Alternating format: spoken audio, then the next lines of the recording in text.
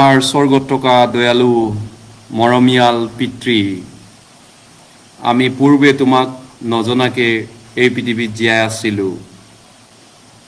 তোমাৰ পৰা দূৰত থাকি আমি এই সংসাৰত পাপত মগ্ন আছিলোঁ। তোমাৰ দয়াই, তোমাৰ কৰোণাই আমাক সংসাৰ ব্যাপী মনুষ্যলৈ তোমাৰ যি ক্ৰোধ, বিচাৰ আৰু দ্বন্দ্ব, অনন্ত শাস্তি আছে, সেই সকলো শাস্তিৰ পৰা আমাক তুমি উদ্ধাৰ কৰিবলৈ আমাৰ কাৰণে, আমাৰ পাপৰ কাৰণে তুমি শাস্তি লৈ আমাৰ পাপৰ পানিছমেণ্ট ক্ৰুচৰ ওপৰত তুমি ল'লা প্ৰভু। আৰু ঈশ্বৰৰ অনুগ্ৰহ কৰোণাৰ দ্বাৰা আমি অনন্তকালৰ কাৰণে উদ্ধাৰ পালোঁ প্ৰভুৰ এই বলিদানৰ যোগেদি। প্ৰভু, এই মুহূৰ্তত আমি তোমাৰ চৰণত মূৰ দুৱাইছোঁ। পবিত্ৰ আত্মা দয়া কৰাক আমাক, যাতে আমি বিশ্বাসত দৃঢ় হ'ব পাৰোঁ আৰু বিশ্বাসত সেৱা কৰিব পাৰোঁ আৰু বিশ্বাসত বৃদ্ধি পাব পাৰোঁ, বলৱান হ'ব পাৰোঁ। দিন যিমান ওচৰ চাপিছে আৰু যিমানেই দিন কাল পৰিস্থিতি যোন পালেই নাযাওক লাগে, আমি যেন তোমাৰ বিশ্বাসত দৃঢ় হ'ব পাৰোঁ। আমাক আশীৰ্বাদ কৰক, আমাৰ মণ্ডলীক দয়া কৰক, সহায় কৰক, প্ৰত্যেকজন সাধুগণলৈ। এই প্ৰাৰ্থনা উদ্ধাৰকৰ্তা প্ৰিয় প্ৰভু যীশুখ্ৰীষ্টৰ নামেৰে খুজিছোঁ, আমেন। আহক আমি শাস্ত্ৰ মেলিছোঁ। প্ৰথমতে মতি 19 অধ্যায়, মতি 19 অধ্যায়লৈ আমি গৈছোঁ।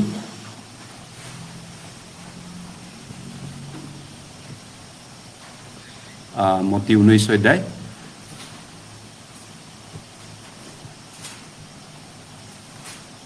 মতি 19 অধ্যায় শাস্ত্ৰ মেলিছোঁ।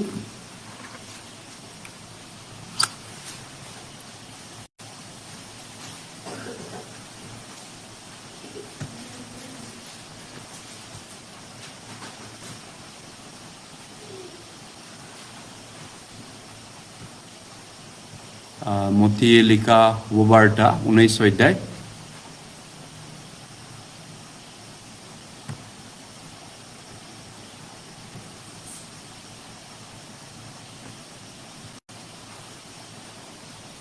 মতি 19 অধ্যায় 27 পদৰ পৰা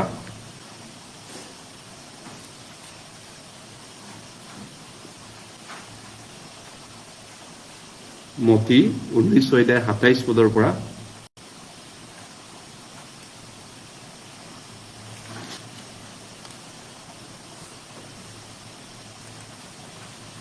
মতি 19 অধ্যায় 27 পদৰ পৰা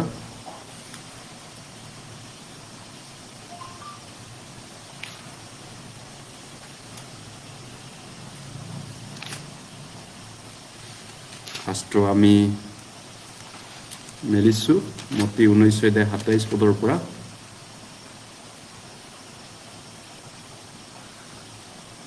এই পদকেইটা আমি একেলগে পাঠ কৰিছোঁ। 27 পদৰ পৰা 30 পদলৈ একেলগে আমি ধীৰে ধীৰে পাঠ কৰোঁ। তেতিয়া পিতৰে উত্তৰ দি তেওঁক ক'লে, চাওক, আমি সকলোকে এৰি আপোনাৰ পাছে পাছে আহিলোঁ। তেনেহলে আমি কি পাম? তাতে যীশুৱে তেওঁলোকক ক'লে, মই তোমালোকক স্বৰূপকৈ কওঁ, নতুন সৃষ্টিত যেতিয়া মানুহৰ পুত্ৰ নিজৰ প্ৰভাৱেৰে সিংহাসনত বহিব, তেতিয়া মোৰ পাছে পাছে অহা তোমালোকে 12খন সিংহাসনৰ ওপৰত বহি ইজৰাইলৰ 12 পৈদৰ সুদবিচাৰ কৰিবা। আৰু যিকোনোৱে ঘৰ বা ভাই ভনী বা পিতৃ মাতৃ বা সন্তান বা মাতৃকে মোৰ নামৰ নিমিত্তে এৰে, তেওঁ 100 গুণকৈ লাভ পাব আৰু অনন্ত জীৱনৰ অধিকাৰী হ'ব। কিন্তু আগ হোৱাবিলাকৰ অনেক পাছ হ'ব আৰু পাছ হোৱাবিলাক আগ হ'ব।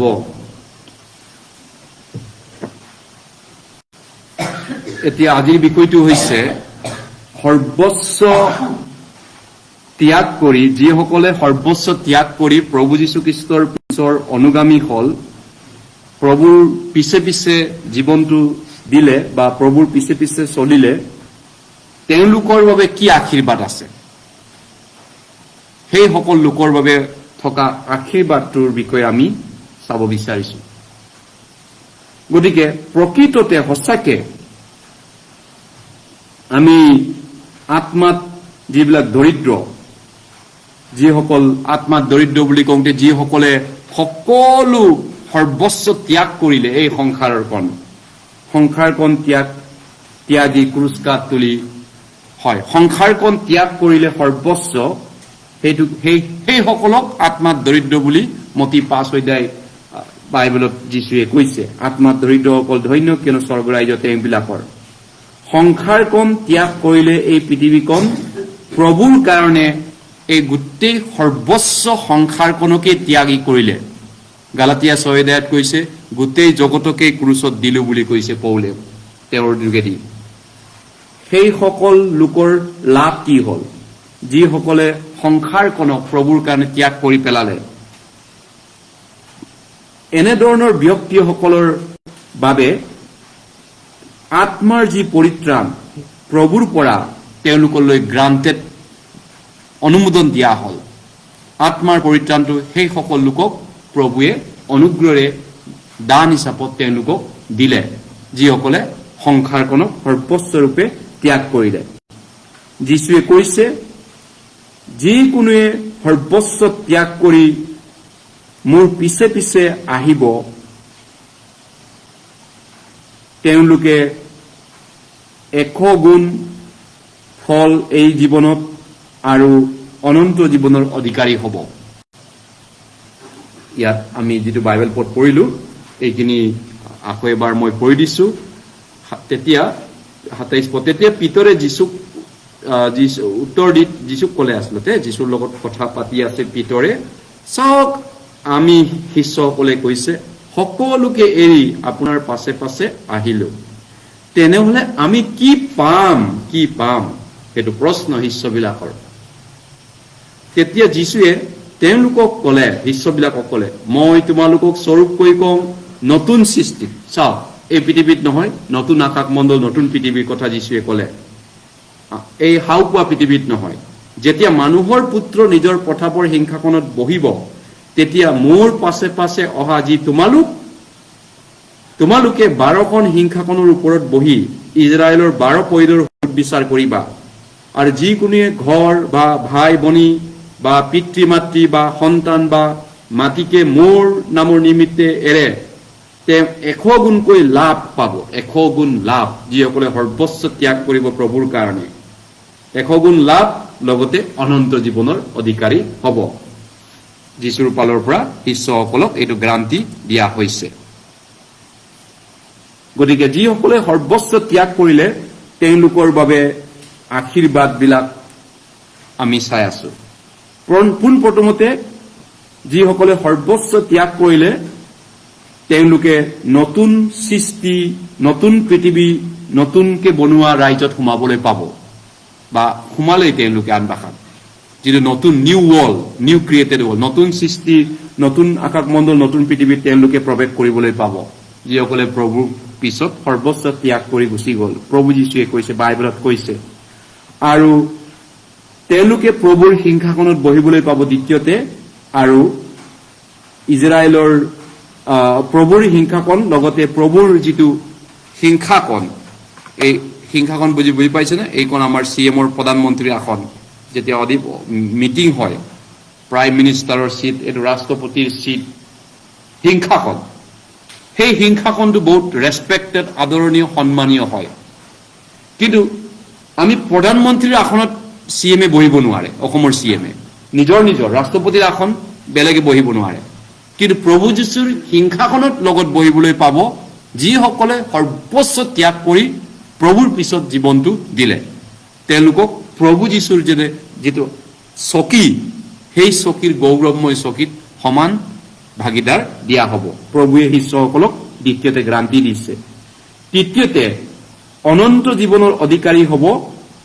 এই পৃথিৱীত আৰু আহি থকা পৃথিৱীত গতিকে আমি অনন্ত জীৱনৰ অধিকাৰী শিষ্যসকলে এই পৃথিৱীত আৰু আহি থকা পৃথিৱীত হ'ব গ্ৰান্টেড চতুৰ্থতে 4 নম্বৰ বিষয় হেতু 3 নম্বৰ বিষয় হেতু কৈছে 4 নম্বৰ বিষয় যিসকলে প্ৰভুৰ পিছত চলি সৰ্বস্ব ত্যাগ কৰি প্ৰভুৰ পিছত গ'ল তেওঁলোকক কি গ্ৰান্টি দিছে তেওঁলোকে যিদিনা শেষ কালত বিচাৰ কৰিব গোটেই পাপীবিলাকক শেষ কালত সকলো বিচাৰ কৰিব সেই বিচাৰ সভাখনত বিচাৰক হিচাপত বহিবলৈ পাব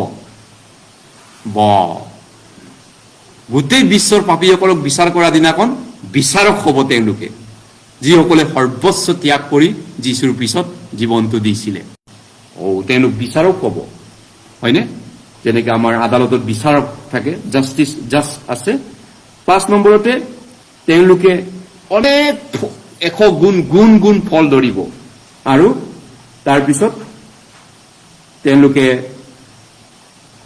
এই পৃথিৱীটো ফলৱান হ'ব এই সংসাৰত এই জগতটো ফলৱান হ'ব প্ৰথমতে আমি যদি চাওঁ তেওঁলোকে নতুন আকাশ যিটো নেকি নতুন পৃথিৱীখনত তেওঁলোকে প্ৰৱেশ কৰিবলৈ পাব যিটো নেকি নতুনকে বনোৱা হৈছে মতি 19 অধ্যায় আমি যেটো পঢ়িলো আৰু এবাৰ 28 পদটো পঢ়িছো 19 অধ্যায় 28 পদ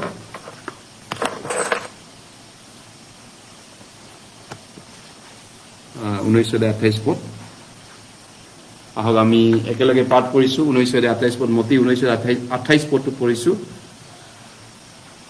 তাতে যিশুৱে তেওঁলোকক ক'লে মই তোমালোকক স্বৰূপকৈ কওঁ নতুন সৃষ্টিত যেতিয়া মানুহৰ পুত্ৰ নিজৰ প্ৰভাৱেৰে সিংহাসনত বহিব তেতিয়া মোৰ পাছে পাছে অহা তোমালোকে 12খন সিংহাসনৰ ওপৰত বহি ইজৰাইলৰ 12 পৈদৰ সুদবিচাৰ কৰিব প্ৰথমতে তেওঁলোকে নতুন সৃষ্টিত প্ৰৱেশ কৰিব নতুন সৃষ্টি মানে কি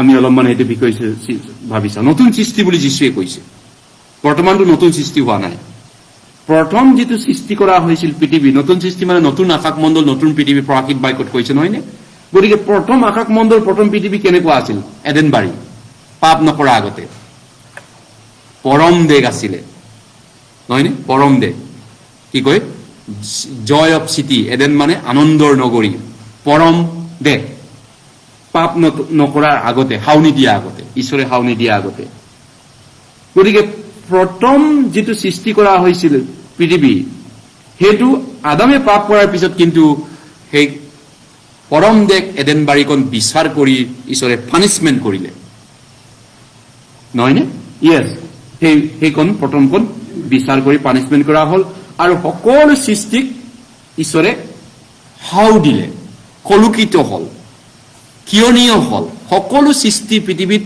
এডেনবাৰীৰ হাউ পোৱাৰ পিছত সবেই ক্ষয় বিক্ষাৰ হ'ল সবৰে মামৰে খাব সবে এদিন বুঢ়া হ'ব পুৰণা হ'ব আদামৰ পাপ কৰাৰ পিছত ঈশ্বৰে এডেনবাৰীক হাউ দিলে হেতু নহয়নে প্ৰথম সৃষ্টিটো গতিকে প্ৰথম যেটো সৃষ্টি প্ৰথম পৃথিৱী আৰু বৰ্তমান আমি যেটো জীয়াই থকা পৃথিৱীখন কি পাৰ্থক্য আছে প্ৰথম সৃষ্টি কৰা পৃথিৱীটো পাপ নকৰা আগৰ আদাম হাৱাই পাপ নকৰা আগৰ পৃথিৱী আৰু বৰ্তমান পৃথিৱীৰ মাজত কি পাৰ্থক্য আছে গতিকে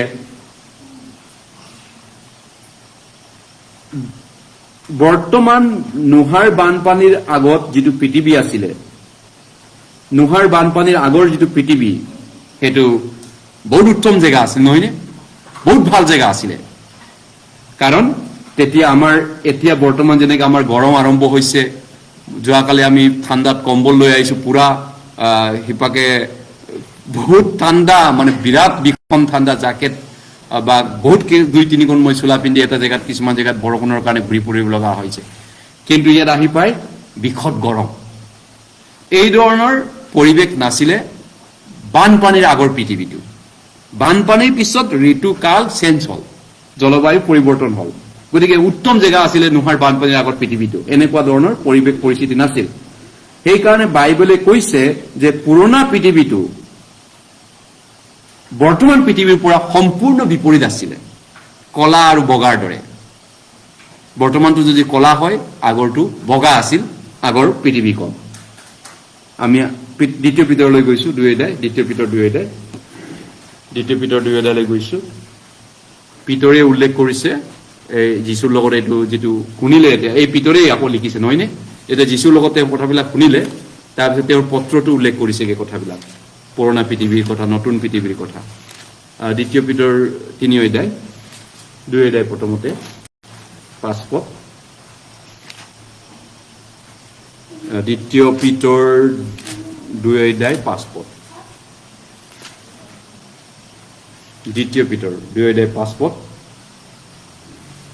কিয়নো ঈশ্বৰে যদি পাপ কৰা দূতবিলাকক পাপ 5 পদ আৰু পুৰাতন জগতক মানে পুৰাতন পৃথিৱীক এইটো পাপ নকৰা আগৰ পুৰণা পৃথিৱীক কৈছে পুৰাতন জগতক মৰম নকৰিলে কিয়ৰ কাৰণে মৰম নকৰিলে পাপ কৰাৰ পিছত কিন্তু যেতিয়া ভক্তিহীন মানুহবিলাকৰ ওপৰলৈ জলপ্ৰাৱণ আনিলে তেতিয়া ধৰ্ম প্ৰচাৰক নোহক আন 7 জনে সৈতে ৰক্ষা কৰিলে নোহাৰ সেই বিচাৰৰ আগৰ পৃথিৱীৰ কথা কৈ আছে নহয়নে নোহাৰ বিচাৰটো কিয় কৰিব লগা হয় পাপিষ্ট হোৱাৰ কাৰণে গতিকে সেই নোহাৰ বিচাৰ আগৰ পৃথিৱীক ঈশ্বৰে বানপানীৰে বিচাৰ কৰিলে তথাপিতো বানপানীৰ মাজেদি ঈশ্বৰে 8 জনক ৰক্ষা কৰিলে সেই 8 জনৰ পৰা আমি পৃথিৱীৰ এতিয়া ইমান মানুহ হলো 8 জনৰ পৰা নোহাৰ পৰিয়াল গিৰিয়েক গৈনীয়েক চেম হাম জাপেট গতিকে সেইটো আছিলে পূৰ্বৰ পৃথিৱীৰ বিচাৰ কৰাৰ পিছত আগৰ পৃথিৱীৰ পৰা পুৰাতন পৃথিৱীৰ পৰা থাকি যোৱা 8টা মানুহ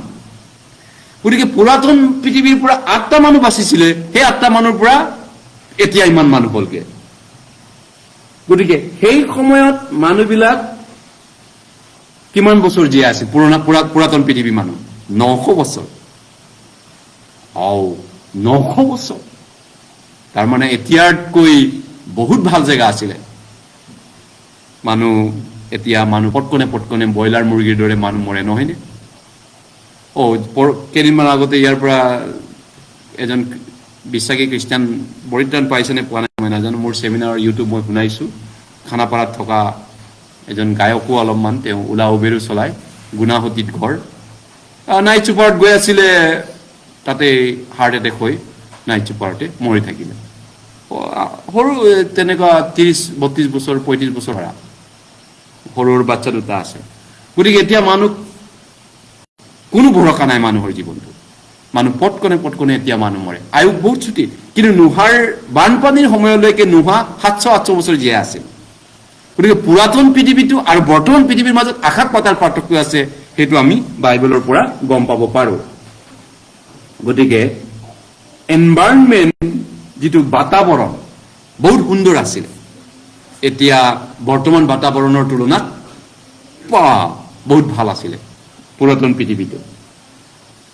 বৰ্তমান যেটো পৃথিৱী এই পৃথিৱীক তেনেহলে কি কৰা হ'ব বাইবেলে কি কৈছে এই বৰ্তমান পৃথিৱীক কি কৰা হ'ব বাইবেলৰ মতে এই পৃথিৱীক জুইৰে গলাই দিয়া হ'ব জুইৰে লয় প্ৰাপ্ত হৈ গলাই দিব এদিন গোটেই এনেকুৱা কংক্ৰিট বিল্ডিং অট্টালিকা সব জুইত যাব এই বৰ্তমান সংসাৰটো কিন্তু পুৰাতন পৃথিৱীক বানপানীত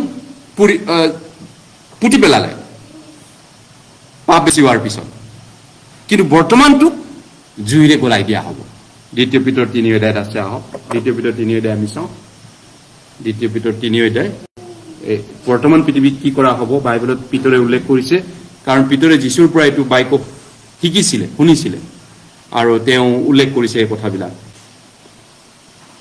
গতিকে আহক আমি 6-7 পদ দ্বিতীয় পিতৰ 3 অধ্যায় 6-7 পদ একেলগে পঢ়ো 6 and 7 ভাৰ্ছ আৰু এইবোৰৰ দ্বাৰাই তেতিয়াৰ জগত জলপ্ৰাৱিত হৈ বিনষ্ট হৈছিল কিন্তু সেই একে বাক্যৰ গুণে এই বৰ্তমান কালৰ আকাশমণ্ডল আৰু পৃথিৱী ভক্তিহীন মানুহবিলাকৰ বিচাৰ আৰু বিনাশ হোৱাৰ দিনলৈ ৰক্ষিত হৈ জুইৰ কাৰণে সঞ্চিত আছে ও মাই গড বৰ্তমানৰ আমাৰ এই পৃথিৱীখন জুইৰ কাৰণে ৰিজাৰ্ভ কৰি থোৱা আছে গতিকে ৰিজাৰ্ভ বাছ আমি কেতিয়াবা ৰাস্তা বাছটো ৰখিব বিচাৰো আমি দেখা পাওঁ ৰিজাৰ্ভ লিখা আছে গতিকে পৃথিৱীখনক ঈশ্বৰে ৰিজাৰ্ভ কৰি থৈছে জুইৰ বাবে ফাইনেলি নহয়নে হয় এই জুই ইতিমধ্যে মানুহে ৰেডিও কৰি থৈছে আৰু আমাৰ ইয়াৰ পৰা জোনাইলৈ যোৱা ৰাস্তাত পুৰা জুই পেলাব পৰা এৰপ্লেন নামিব পৰা ৰাস্তা ফাই ৰাস্তা বনাই আছে ইয়াত কি ৰাস্তা ইয়াৰ পৰা যেতিয়া জোনাইলৈ যাব লাইমে কৰি কি প্ৰকাণ্ড ৰাস্তা পিনিয়া ৰাস্তা 4 লেন উৰাজাহাজ যুদ্ধ জাহাজ নামিব চাইনাৰ লগত মিছাইল লগত যুঁজিব পৰা ইভাগে শিৱসাগৰৰ পৰা ডিব্ৰুগড় মৰাণলৈ ফাইটাৰ জেট নামিব পৰা ৰাস্তা বনাইছে 4 লেন স্পেচিয়েল 4 লেন যেতিয়া চাইনাৰ লগত ফাইটিং কৰিব ভৱিষ্যতে ফুল প্ল্যান ৰেডি কৰিছে মোদী চৰকাৰেও কাৰণ বাইবেলে কৈছে ঈশ্বৰে কৈছে গতিকে হেতু এদিন ভৱিষ্যতে ঈশ্বৰে কোৱা কথাটো পলিয়াব লাগিব কাৰণ আকাশ আৰু পৃথিৱী লুপ্ত হ'ব ঈশ্বৰৰ বাক্য কেতিয়াও লুপ্ত হ'ব নোৱাৰে গতিকে প্ৰভুৱে কিন্তু যেতিয়া উভতি আহিব তেতিয়া প্ৰভুৱে উভতি অহা সময়ত এই গলাই দিয়াৰ পিছত এই পৃথিৱীক জুইৰে পুৰি পেলোৱাৰ পিছত পৃথিৱীক নতুনকৈ আকৌ নিৰ্মাণ কৰিবগে আপোনালোকে জানে আকৌ নতুন পৃথিৱী নতুন আকাশ মণ্ডল বনাবগে সঁচানে ইয়েছ নতুন সৃষ্টি কৰিবগে সেই পাপ নকৰা এডেন বাৰীটো আগৰ যি এডেন বাৰী 1000 বছৰ মানুহ বছৰ জীয়াই আছিল আকৌ সেইটো বনাবগে এদিন সেইটো বাইবেলে কৈছে সেইটো 1000 বছৰ ৰাজ্য বুলি কয় আমি বাইবেলৰ পৰা অনেক প্ৰমাণবিলাক চাব পাৰো প্ৰভু যীশু অহা সময়ত সেইটো হ'ব কিন্তু যেতিয়া তেওঁ উভতি আহিব তেতিয়া তেওঁ 1000 বছৰ ৰাজ্য স্থাপন কৰিব পৃথিৱীত ৰিয়েলি ৰোমিয়া 8 অধ্যায়লৈ গৈছো ৰোমিয়া 8 অধ্যায় ৰোমিয়া 8 অধ্যায় ৰোমিয়া 8 অধ্যায় ৰোমিয়া 8 অধ্যায় 21 পদ ৰোমিয়া 8 অধ্যায় 21 পদ এই আশায়েৰে হল যে সৃষ্টিকণে নিজেও যেন ক্ষয়মূলক দাসত্বৰ পৰা মুক্ত হয় বৰ্তমান ক্ষয়মূলক দাসত্ব হৈ আছে গোটেই বস্তুৱে বুঢ়া হয় গোটেই বস্তুৱে মামৰ খায় গোটেই বস্তুৱে মৰে সব বস্তুৱে ধূলি বালি হয় ৰখি সব বস্তুৱে ক্ষয় আছে ক্ষয় বিকাৰ আছে আমি গীত এটাও গাওঁ সকলো বস্তুৰ ক্ষয় বিকাৰ আছে তাৰ পৰা মুক্ত কৰিব যীশু যেতিয়া আহিবগে এই পৃথিৱীক মুক্ত কৰিবগে হাওৱা পৃথিৱীৰ পৰা মুক্ত হাওৰ পৰা মুক্ত কৰিব এদিন যীশু কৰি অহা সময়ত ঈশ্বৰৰ সন্তানবিলাকৰ প্ৰভাৱমূলক মুক্তি পাব পৃথিৱীয়েও মুক্তি পাব সৃষ্টিকণেও মুক্তি পাব যিটো হাও আছে পৃথিৱীৰ ওপৰত সেই হাওৰ পৰা যীশুৱে ঘূৰি অহা সময়ত মুকলি কৰি দিব আমাক যেনেকৈ পাপৰ পৰা নৰকৰ পৰা মুক্তি কৰিলে হয়নে ইয়েছ বাইবেলে কৈছে যীশুৱে 11 অধ্যায়লৈ গৈছো পুৰণা নিয়মতো কৈছে নতুন সৃষ্টি নতুন 1000 বছৰ ৰাজ্য যীশু স্থাপন কৰিব সেইটো পুৰণা নিয়মতো কৈছে যীশুৱে 11 অধ্যায় আহক আমি পুৰণা নিয়মলৈ গৈছো যীশুৱে 11 অধ্যায় যীশুৱে 11 অধ্যায়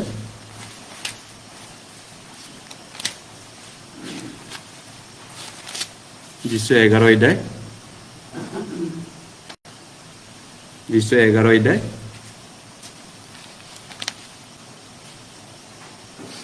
ইয়েছ 11 অধ্যায়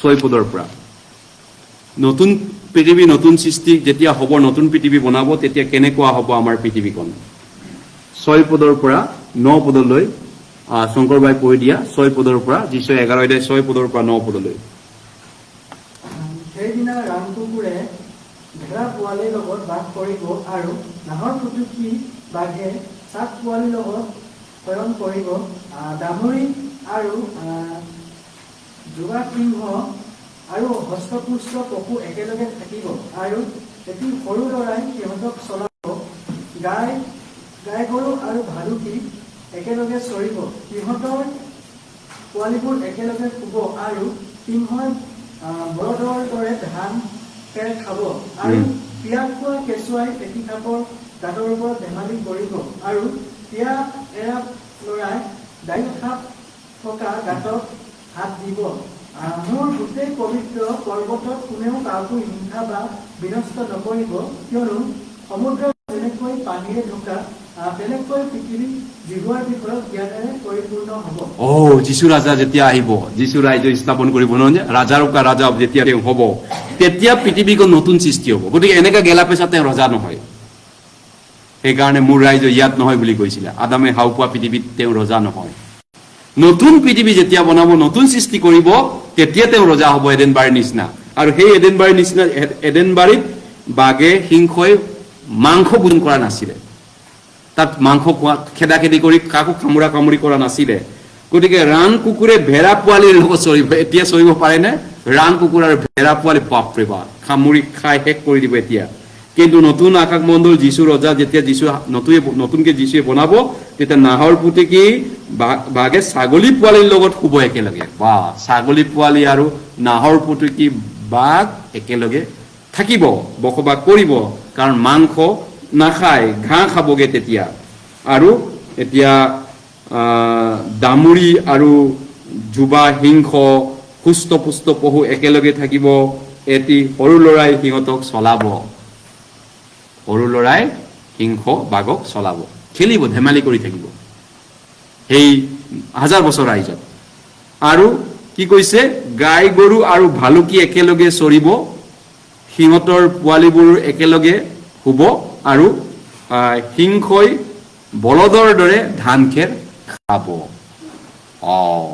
সিংহই বলদৰ দৰে ধান খেৰ খাবগে। যেনে গৰু এতিয়া খেৰ খাই আছে ন, ধান খেৰ, তেনেকৈ যীশু যেতিয়া ৰাইজ বনাব, সিংহবিলাকে তেতিয়া আকৌ ধান খেৰ খাবহি। তাৰমানে এইখন পৃথিৱীৰ পৰা সম্পূৰ্ণ বেলেগ হ'ব, নহয় জানো? গোটেই তাৰপিছত পিয়া কোৱা কেঁচুৱাই পেটী সাপৰ লগত খেলা ধূলা ধেমালি কৰিব। পেটী সাপ, ভয়ংকৰ পেটী সাপ, কিন্তু সৰু বাচ্চাবিলাকে খেলা ধূলা কৰিব পেটী সাপৰ লগত। আপুনি চুব পাৰিব, ওচৰত যাব পাৰিবনে?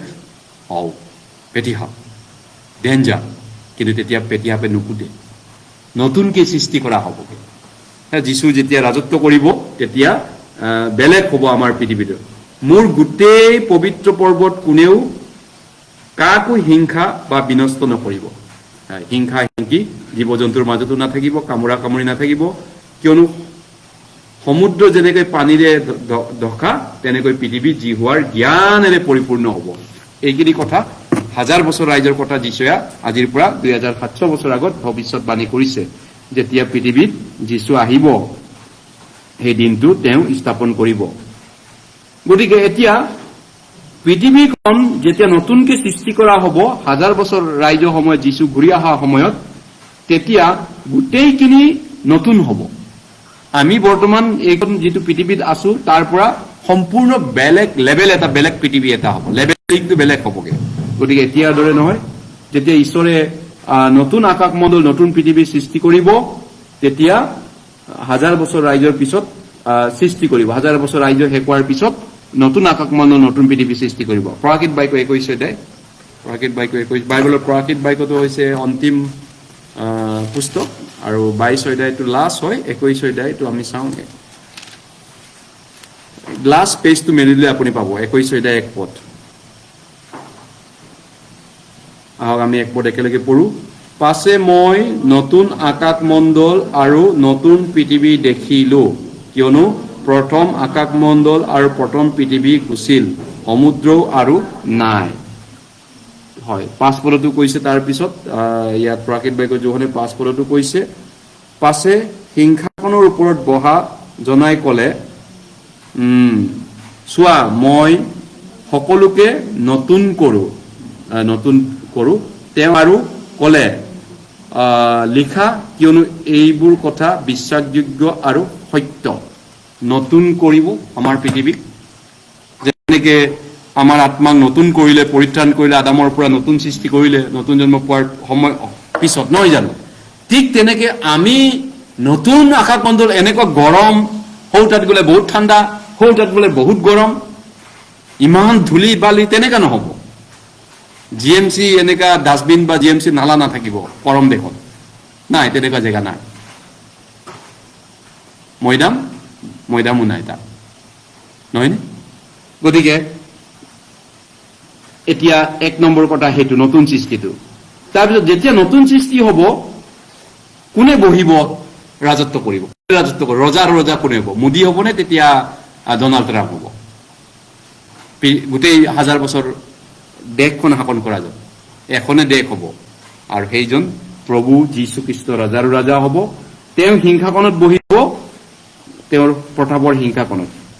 গতিকে যীশু যেতিয়া ঘূৰি আহিব, তেওঁ নিজৰ প্ৰতাপৰ সিংহাসনত বহিব, তেওঁৰ আসনত বহিব, আৰু তাৰ পিছত তেওঁ বিশ্বৰ ব্ৰহ্মাণ্ডৰ পৃথিৱীৰ ৰাজাওকা ৰাজা হ'ব তেতিয়া। সেইকাৰণে ৰজাৰো ৰজা বুলি বাইবেলত লিখা আছে। সেই তেতিয়া তেওঁ ৰজাৰো ৰজা হ'ব গোটেই পৃথিৱীত, গোটেই জগতৰ। গতিকে আমি এইটো ইতিমধ্যে চাইছো। মতি 25লৈ গৈছো। মতি 25:31 পদ। মতি 25:31 পদ। মতি 25:31 পদ।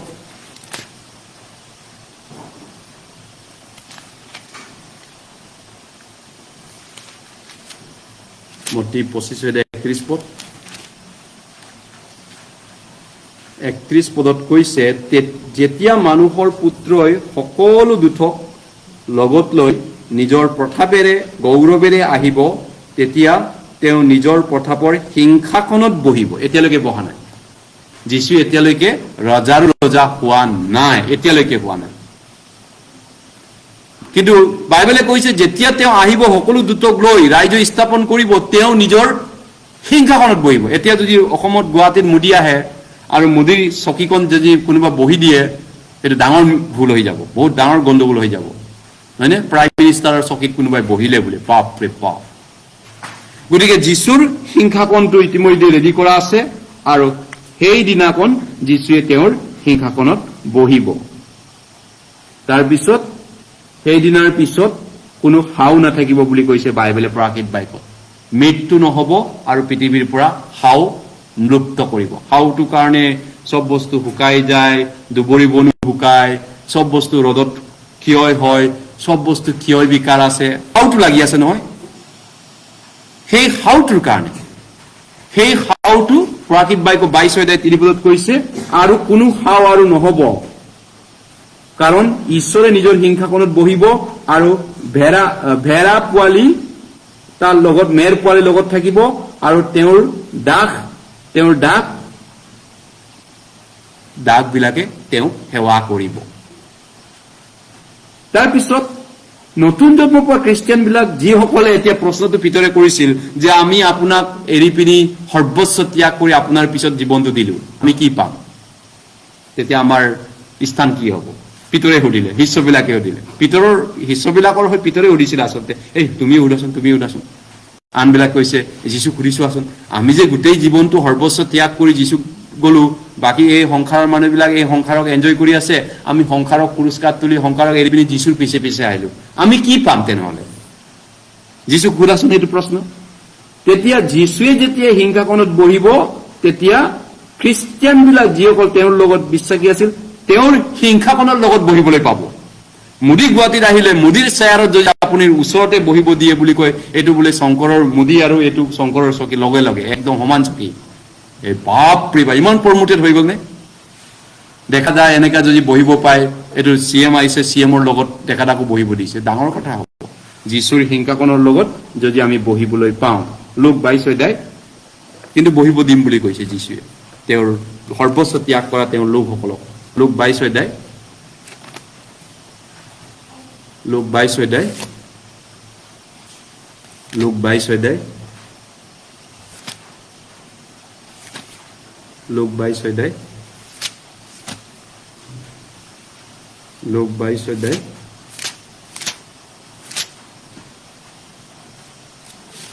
লোক 22 লোক 22:28 পদ। লোক 22:28 পদ। 28 পদৰ পৰা 30 পদলৈ একেলগে আমি পাঠ কৰিম। 28 পদৰ পৰা 30 পদলৈ। আৰু তোমালোকে মোৰ সকলো পৰীক্ষাৰ কালত মোৰ লগত থকা লোক হৈছা।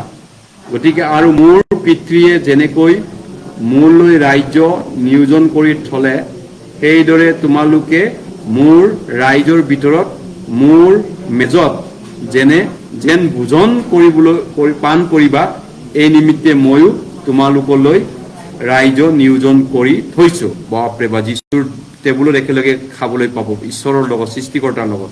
তাতে তোমালোকে সিংহাসনত বহি ইজৰাইলৰ 12 পৈদৰ সুদ বিচাৰ কৰিবা। যীশু খ্ৰীষ্ট সৃষ্টিকৰ্তা পৃথিৱীৰ মালিকজনৰ লগত একেলগে টেবুলত ডাইনিং টেবুলত খাবলৈ পাম, নহয়নে? আৰু যীশুৰ যেতিয়া হিংসাকণ বিচাৰৰ হিংসাকণবিলাক বিচাৰকবিলাকৰ চকীবিলাকত আমাকো এখন চকী দিয়া হ'ব ডাঙৰ এই মিটিঙত, নহয়নে? সেইটো বাইবেলে কৈছে। গতিকে প্ৰকাশিত বাক্য 3 অধ্যায়লৈ গৈছো। প্ৰকাশিত বাক্য 3 অধ্যায়। যীশু অহাৰ সময়ত আমাৰ স্থানটো কি হ'ব এইটো আমি চাই আছো। এতিয়া আমি কি পাম সেইটো পিতৰে সুধিছিল, নহয়নে? শিষ্যবিলাকৰ হৈ পিতৰে সুধিলে যে আমি সৰ্বস্ব ত্যাগ কৰি আহিলো, গোটেই জীৱন আপোনাক দিলো, আমি কি পাম তেনেহ'লে? পৃথিৱীকটো আমি বাদেই দিলো, পুৰস্কাৰ তুলি সংসাৰখন ত্যাগি আপোনাৰ পিছত আহিলো, আমি কি পাম? সেইটো আছিলে প্ৰশ্ন শিষ্যবিলাকৰ। প্ৰকাশিত বাক্য 3 অধ্যায়। নতুন জন্ম পোৱা খ্ৰীষ্টানৰ লাভ কি হ'ব? আমি যে সৰ্বস্ব ত্যাগ কৰি যীশুৰ পিছত চলাবিলাকৰ বেনিফিট কি হ'বগে সেইটো তেওঁ সুধিছিলে। 3 অধ্যায় 21 পদ। 3 অধ্যায় 21 পদ। 3 অধ্যায় 21 পদ। আহক আমি একেলগে পাঠ কৰোঁ। মই নিজে যেনেকৈ জয় কৰি মোৰ পিতৃৰ লগত তেওঁৰ সিংহাসনত বহিলো, তেনেকৈ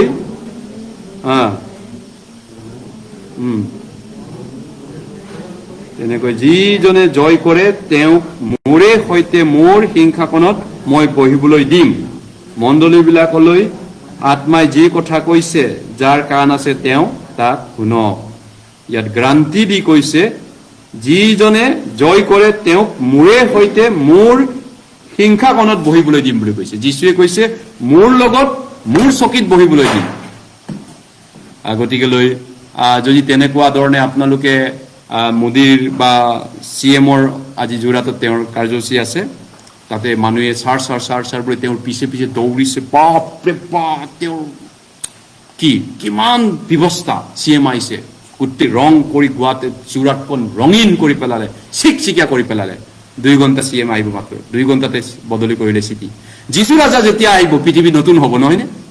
মোদী আহিলে গুৱাহাটীত কালাৰ দিয়ে, জাপানৰ প্ৰধানমন্ত্ৰী আহিলে এদিনৰ কাৰণে মিটিং হ'লে গোটেই গুৱাহাটীখন ৰঙীন হৈ যায়।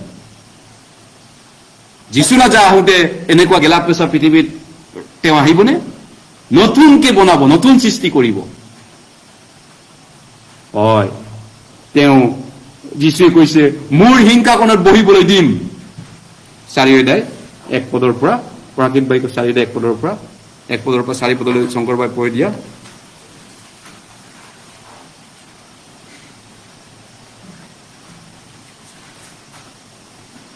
প্ৰকাশিত বাক্য 4 অধ্যায় 1 পৰা 4 পদলৈ।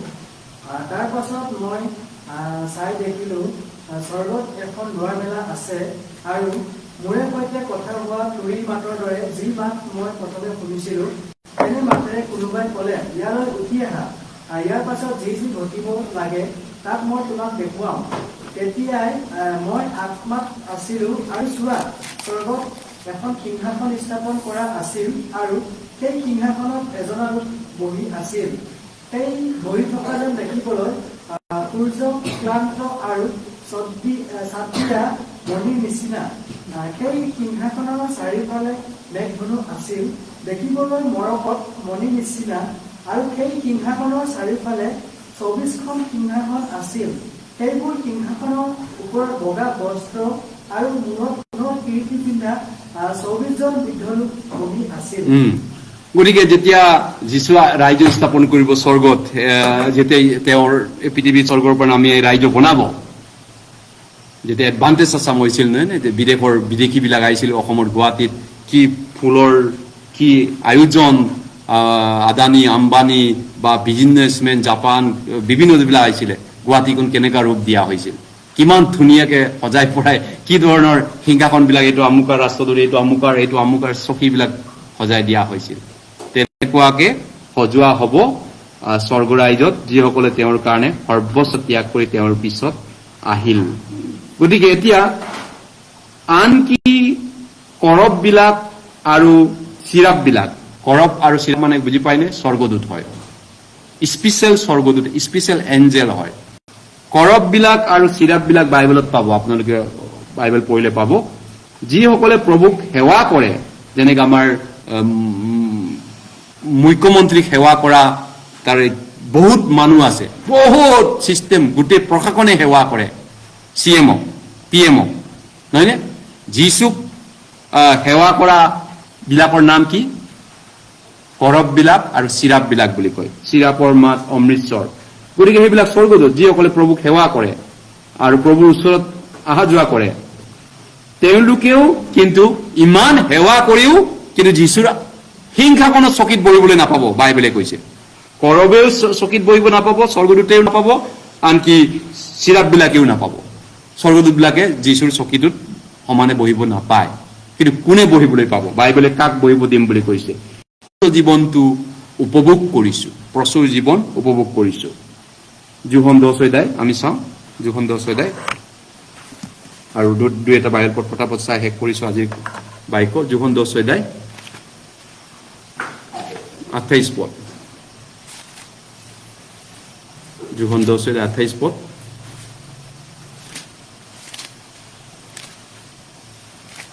যোহন 10 অধ্যায় 28 পদ।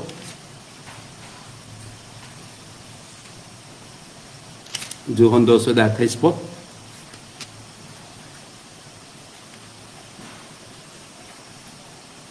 আহক আমি একেলগে পঢ়িছো 10 অধ্যায় 28 পদ। আৰু মই সেইবিলাকক অনন্ত জীৱন দিওঁ, তাতে সেইবিলাক কেতিয়াও নষ্ট নহব, আৰু কোনেও মোৰ হাতৰ পৰা সেইবিলাকক কাঢ়ি নলব। কি যে আচৰিত প্ৰতিজ্ঞা, প্ৰতিশ্ৰুতি প্ৰভুৱে খ্ৰীষ্টিয়ানক, নতুন জন্মৰ খ্ৰীষ্টিয়ানবিলাকক তেওঁ দিছে। অনন্ত জীৱনৰ প্ৰতিজ্ঞা, অংগীকাৰ, প্ৰতিশ্ৰুতি। প্ৰথম যোহন 2 অধ্যায়লৈ গৈছো। প্ৰথম যোহন 2 অধ্যায়, প্ৰথম যোহন 2 অধ্যায়, হয়, প্ৰথম যোহন 2 অধ্যায়, First John chapter 2, 25 পদ। 25 পদ আমি একেলগে পঢ়িম, 25 পদ মাত্ৰ। প্ৰথম যোহন 2 অধ্যায়, যোহনৰ প্ৰথম পত্ৰ 2 অধ্যায় 25 পদ। এইয়ে তেওঁ আমাৰ আগত প্ৰতিজ্ঞা কৰা প্ৰতিজ্ঞা, অৰ্থাৎ অনন্ত জীৱন। আমাৰ আগত প্ৰতিজ্ঞা, শপত, ঈশ্বৰে কি প্ৰতিজ্ঞা কৰিছে? অনন্ত জীৱনৰ প্ৰতিজ্ঞা কৰিছে। কি যে মহা বিষয় নহয়নে? এতিয়া আৰু আহি থকা জীৱনত অনন্ত জীৱন। লোক 20 অধ্যায়, আজিৰ অৱশ্যে আমি কিমানলৈ আগুৱাব পাৰিম, বেছি নোৱাৰিলেও। লোক 25 অধ্যায়লৈ, 20 অধ্যায়লৈ গৈছো, শেষ বাইবেল পদ আজিৰ কাৰণে। লোক 20 অধ্যায়, লোক 20 অধ্যায়,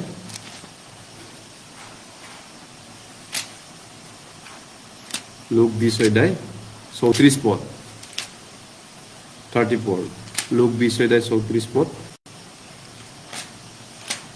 লোক 20 অধ্যায় 34 পদ।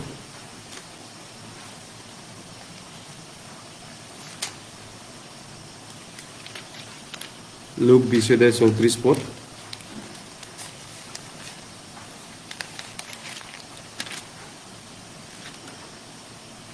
Yes, 34 পদ।